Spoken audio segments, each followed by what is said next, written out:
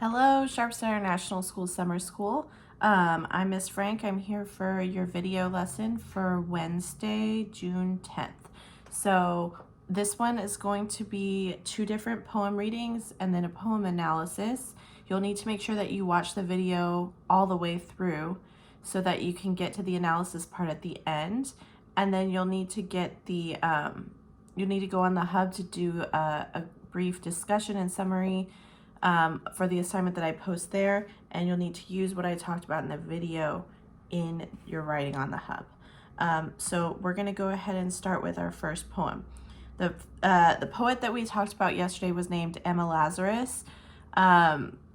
If you remember, I said that she wrote the poem that was inscribed on the plaque under the Statue of Liberty. So we're going to read a different poem by Emma Lazarus. And I've posted the text on the hub, so I'm going to need you to pull up the poem In Exile by Emma Lazarus from the hub and read along with me. I will be reading it out loud, then we'll talk about it at the end. After that, then we'll read the poem that you will be analyzing, the New Colossus. The vocabulary words from this week are from that poem. So you'll recognize a lot of the vocab. And then we'll go through it, we'll read it, and then we'll go back and look and pull apart the individual literary devices and the overall symbolism and theme.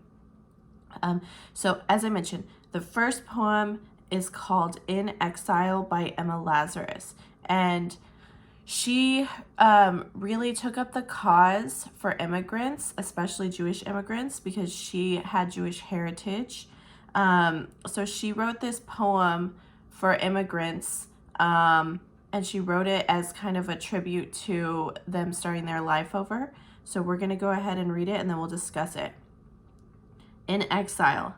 Since that day till now, our life is one unbroken paradise. We live a true brotherly life. Every evening after supper, we take a seat under the mighty oak and sing our songs. Extract from a letter of a Russian refugee in Texas. Twilight is here, soft breezes bow the grass. Day's sounds of various toil break slowly off. The yoke-freed oxen low, the patient ass, drips his dry nostril in the cool, deep trough. Up from the prairie, the tanned herdsmen pass, with frothy pails guiding with voices rough, their udder lightened kine. Fresh smells of earth, the rich, black furrows of the glebe send forth. After the southern day of heavy toil, how good to lie, with limbs relaxed, brows bare, to evening's fan and watch the smoke wreaths coil up from one pipe stem through the rayless air. So deem these unused tillers of the soil, who stretched beneath the shadowing oak tree stare peacefully on the star unfolding skies, and name their life unbroken paradise. The hounded stag that has escaped the pack and pants at ease within a thick-leaved dell, the imprisoned bird that finds the track through sun-bathed space to where his fellows dwell. The martyr granted respite from the rack, the death-doomed victim parted from his cell. Such only know the joy these exiles gain. Life's sharpest rapture is to crease of pain. Strange faces theirs, where through the orient sun gleams from the eyes and glows athwart the sun. Grave lines of studious thought and purpose run from curl-crowned forehead to dark bearded chin, and over all the seal is stamped thereon of anguish branded by a world of sin. In fire and blood through ages on their name, their seal of glory and the Gentiles' shame. Freedom to love the law that Moses brought, to sing the songs of David, and to think the thoughts Gabriel to Spinoza taught. Freedom to dig the common earth to drink, the universal air, for this they sought. Refuge o'er wave and continent to link Egypt and Texas in their mystic chain, and truth's perpetual lamp forbid to wane. Hark! Through the quiet evening air their song floats forth with wild, sweet rhythm and glad refrain.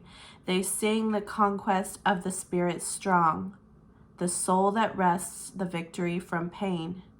the noble joys of manhood that belong to comrades and to brothers in their strain. Rustle of palms and eastern streams one hears, and the broad prairie melts in mist of tears. Okay, so this poem, as I mentioned, was written about immigrants and is kind of celebrating the immigrant experience. At this time in the 19th century, there was a lot of violence against Jewish people living in Russia. So a lot of Russian Jews moved to the United States for freedom of religion, freedom to be who they are. And these immigrants that she's writing about ended up in Texas, which is kind of cool because, you know, we live in Texas. And she's talking about the experience of having escaped hardship and escaped pain and escaped discrimination and living a simple life. Nowadays, we see Texas has like big cities and buildings and everything, but back in the 19th century, it was extremely rural, and you can hear sounds like the setting is some kind of farm or ranch, and these immigrants are working hard with the actual soil, raising animals, growing crops. And here it says, day's sound of various toil breaks slowly off. So it's talking about like these people are coming to work hard and sweat and make a good living for themselves, but then at the end of the day, they have the freedom to be who they are. And it talks about them relaxing. And it even calls it an unbroken paradise. It says, who stretched beneath the shadowing oak tree stare peacefully on the star unfolding skies and name their life unbroken paradise. So yes, you know, these people might be working class. These immigrants might have hard work throughout the day, and it's difficult, and the labor is, it talks about the sore limbs and the heat, but ultimately, at the end of the day, they have this beautiful place where they could come and relax, and you can have that imagery of someone lying underneath a big tree and looking up at the stars, and we can see that just having the freedom to be who you are creates a sort of paradise for this group of people. And another thing that I wanted to point out is it does have some allusions and references to the fact that these immigrants were Jewish. It says freedom to love the law that Moses brought to sing the songs of David. So throughout history, there's been unfortunate instances of anti-Semitism and this discrimination against Jews. So she's talking about a specific group of people here who've escaped from oppression and ended up in Texas. It says to link Egypt with Texas in their mystic chain. It's just kind of, you know, the Jewish people being enslaved in Egypt thousands of years ago is now connected to Texas, where a lot of these Russian immigrants that she spoke to ended up. And I think that's kind of interesting since we live here. And the end, she has some wonderful imagery. It says, rustle of palms and Easter streams one hears, and the broad prairie melts in a mist of tears. Like you can picture the range, like the open land that these settlers have landed upon, that they have as their own. And so there's a lot more in this poem, but this isn't the poem that I wanted to 100% focus on for this lesson. It was just an example of another Emma Lazarus poem written about immigration. So I'm not going to go in line by line, but I do think that overall you can definitely see how she uses these Russian Jewish immigrants and their, she says exile. Exile typically means like you're forced out of your home. So they've been forced out of their home. They come to Texas and it's sort of like their promised land. So this is putting America in a really good light. This is almost like an advertisement for the American dream. Like, yes, you might be poor, you might be oppressed in your own home country, but if you're willing to work hard and you come here, you can have that unbroken paradise that she spoke of. Okay, so we're gonna go ahead and leave that poem for now. Thematically, this second poem connects quite clearly because it's also a poem about immigration. But this poem is much more famous. The Exile is famous because, you know, Lazarus is a somewhat famous poet. But this poem, the New Colossus, is one of the most famous poems written in the 19th century. It's probably one of the most famous poems written by a woman. It was in the news in the past couple of years because there's been a debate about immigration in this country. And so it's still very relevant, and it's still read probably hundreds of thousands of times, if not millions, I'm not sure, a year, because people go visit the Statue of Liberty and then they see this poem there. So the New Colossus, as I mentioned, is engraved on the base of the Statue of Liberty. So we're going to go ahead and read it through once, just like we did before. Then we're going to go back and look somewhat line by line and do some summary and analysis. And I want you to pay close attention. So you need to have the New Colossus pulled up from the hub so you can read along with me. But I'm not going to be writing down the analysis. You're going to have to listen and then take notes. If you taking notes would be a good idea so that you can use what I say later on in your writing, or just listen really carefully and hope you remember it. Okay, The New Colossus by Emma Lazarus. Put my glasses on. Nerd. Okay. Not like the brazen giant of Greek fame, with conquering limbs astride from land to land, here at our sea-washed sunset gates shall stand a mighty woman with a torch whose flame is the imprisoned lightning, and her name, Mother of Exiles. From her beacon hand glows worldwide welcome, her mild eyes command the air-bridged harbor that twin cities frame. Keep ancient lands your storied pomp, cries she, with silent lips. Give me your tired, your poor, your huddled masses yearning to breathe free, the wretched refuse of your teeming shore. Send these, the homeless tempest tossed, to me. I lift my lamp beside the golden door. Okay, so this one's much shorter. So we're going to go through and look at line by line and kind of do a bit of summary and analysis. So if you have a place to take notes, that would be a good idea. So the first line, not like the brazen giant of Greek fame. Brazen is one of our vocabulary words, and we discussed in a previous video. Brazen means colored like brass, and the Statue of Liberty is made out of brass, or made out of copper, but is the color of brass.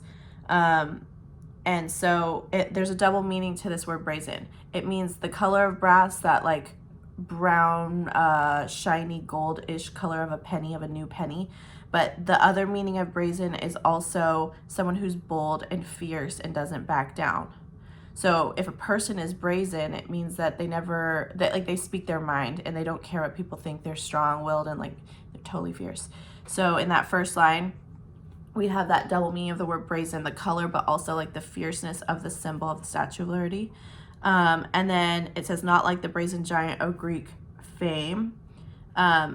So this is a reference to, so this poem is comparing the Statue of Liberty to a Colossus. The Colossus statue was in Rhodes, which is in Greece.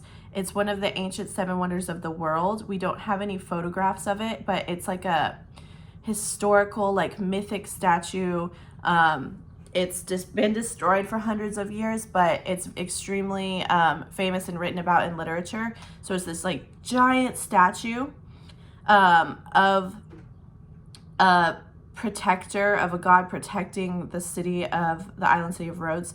So it says, not like the brazen giant of Greek fame, with conquering limbs astride from land to land. So apparently the seven wonder of Colossus, one leg was on one side of the port and then the other leg was on the other side of the port. And then people in their ships would go enter the city in between his legs. So he was giant. So both of these statues are similar. The Statue of Liberty is pretty big. The Colossus was supposedly giant as well.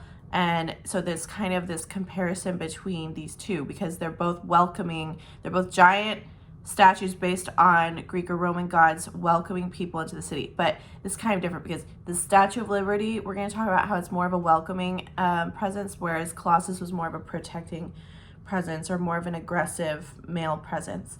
Okay, if we look at line 3, it says, "Here at our sea-washed sunset gates shall stand." So that kind of sets the setting of this poem. It gives us nice imagery in our heads. Sea-washed sunset gates. When people come to this country, or especially back in the 19th century when they would immigrate to the city, they would come through Ellis Island.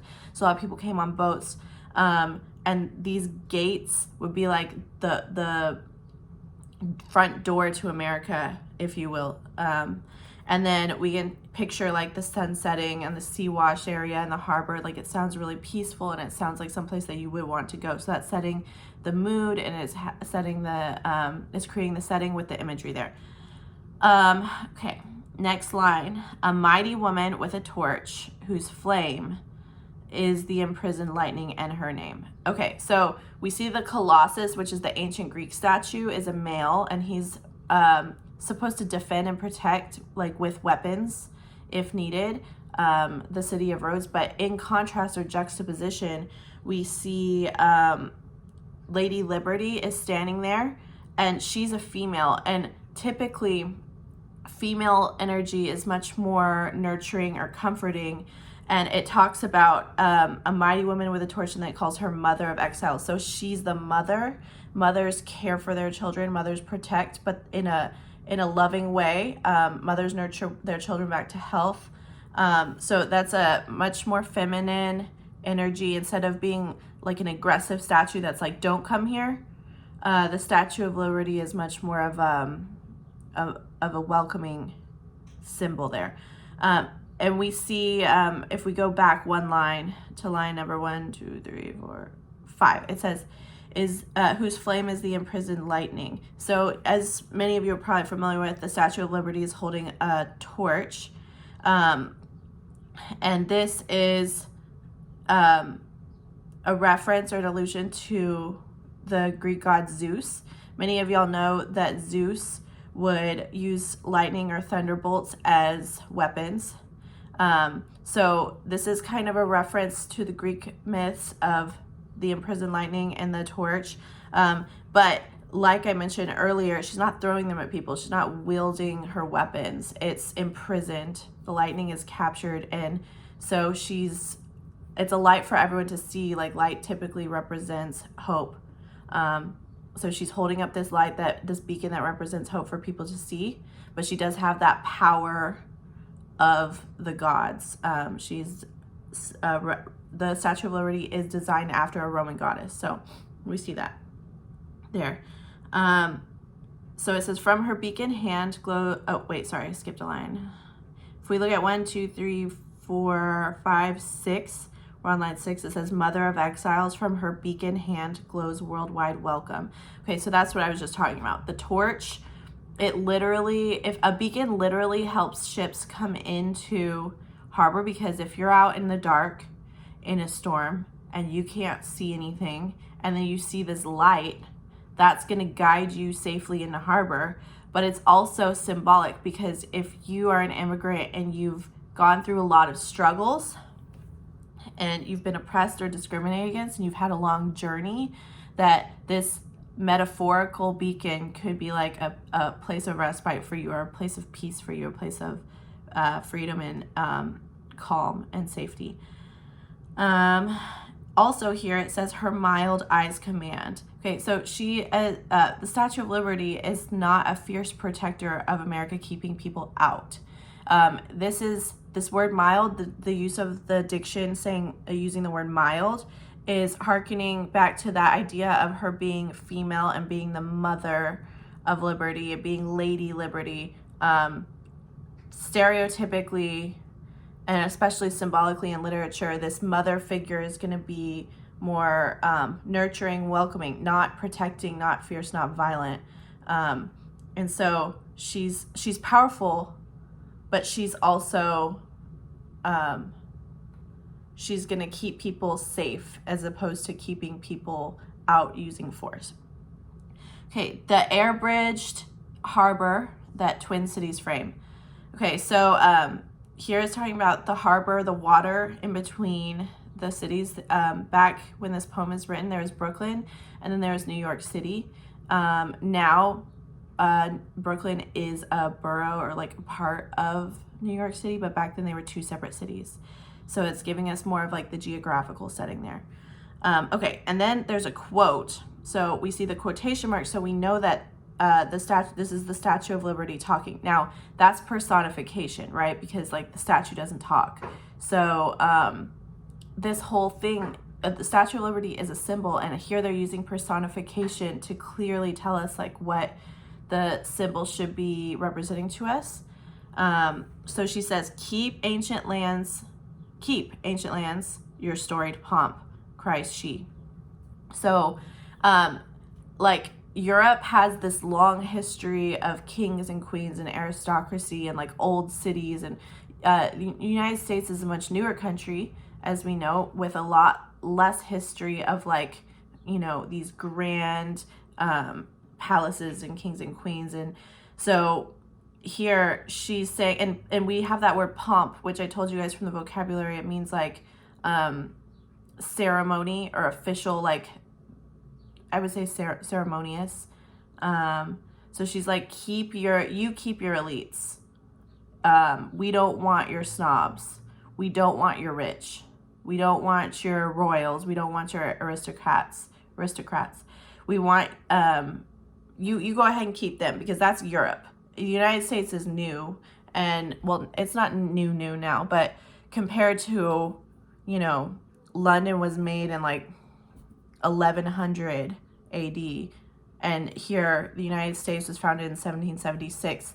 So there's like a really big difference between how old Europe is, and especially at this time in the 19th century, America was still like a relatively new nation. She's like, you keep your ancient lands, you keep your storied pomps, you keep your rich, you keep your elites, you keep your ceremony and all your frills and all your snobbishness. In America, we care more about hard work. We care more about good people, and people can come here and seek that. Now, okay, I said that we care. I'm not talking about my personal opinion. We're talking about the perspective of the author here. And as with the other poem, this poem is a bit of like, I don't want to say propaganda because that sounds negative, but this is a bit of an advertisement for what American ideals, like what the good things about America were. So it says, keep your ancient lands, your storied pomp, she cries with silent lips.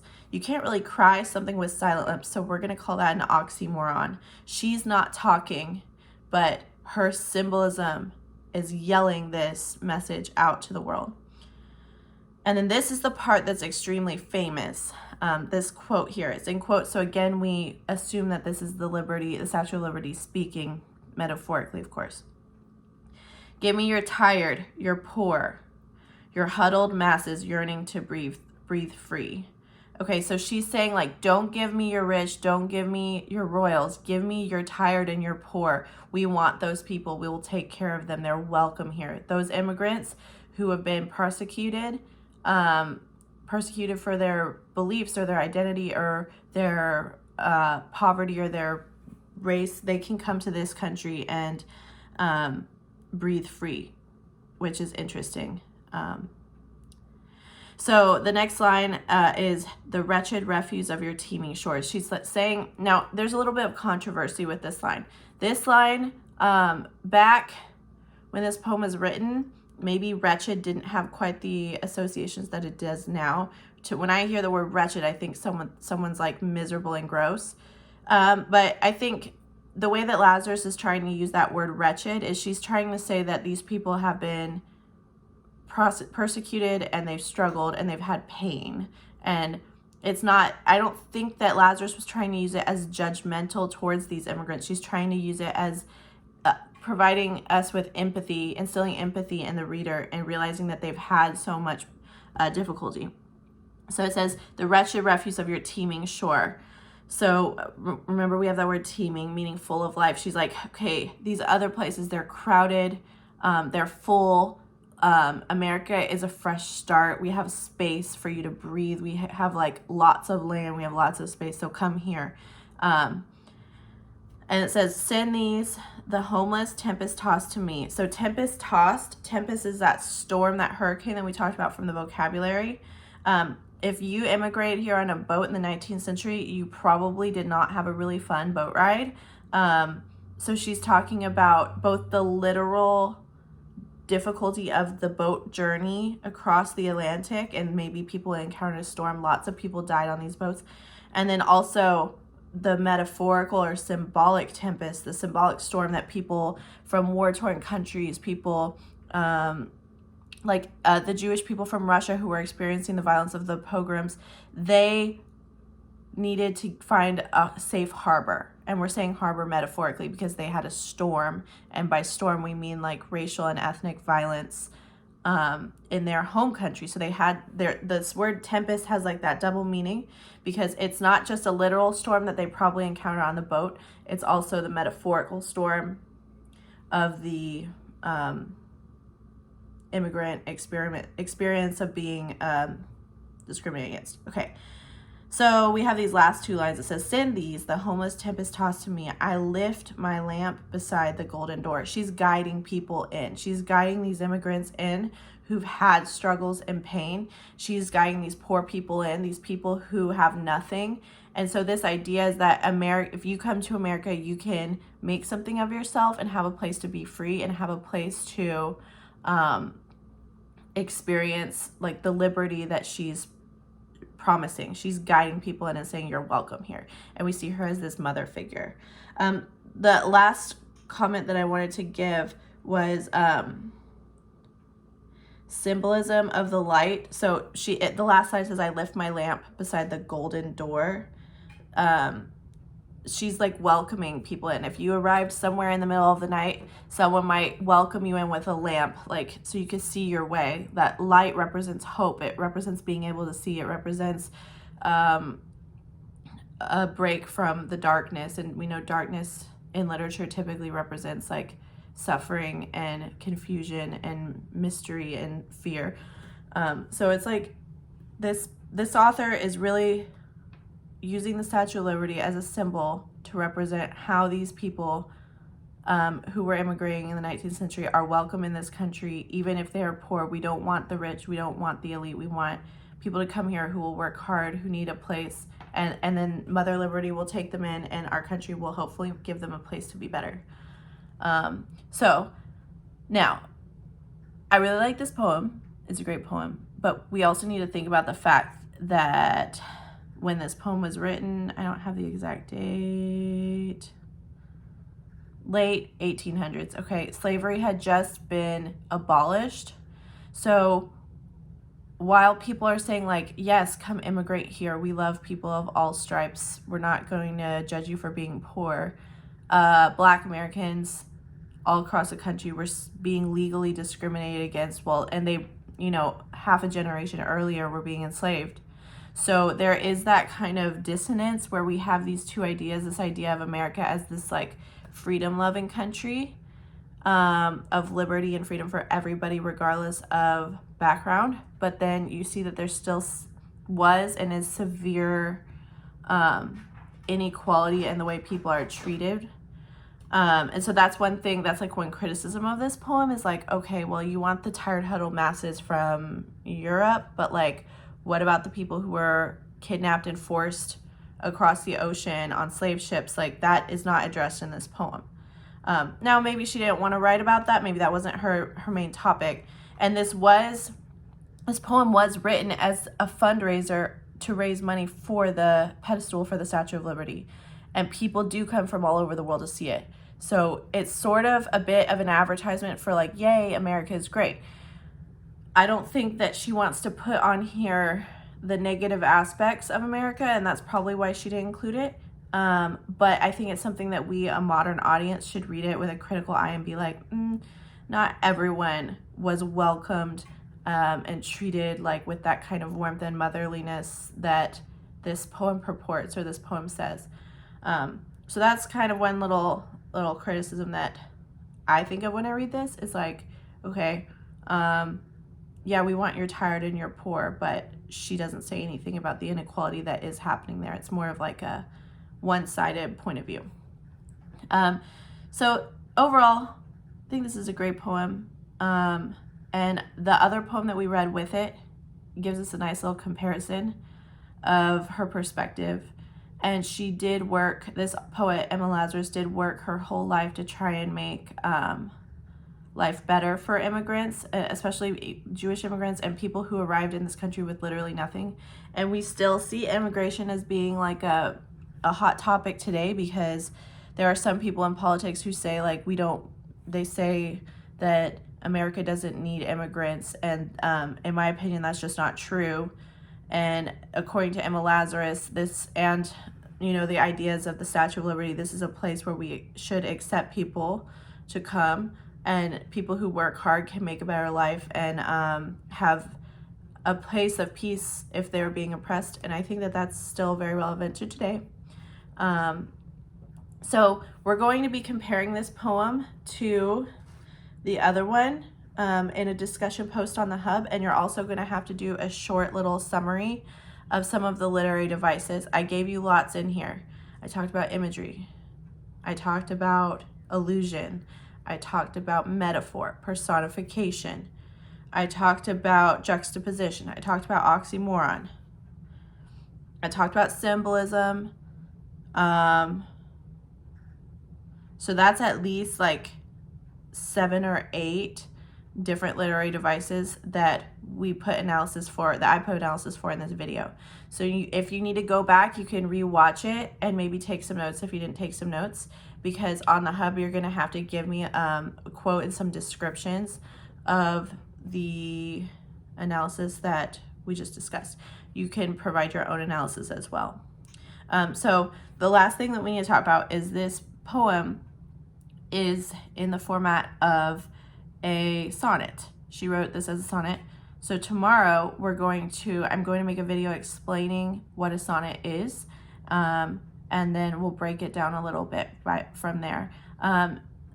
If you have any questions, please contact me. The best way is probably email sfrank2@houstonisd.org.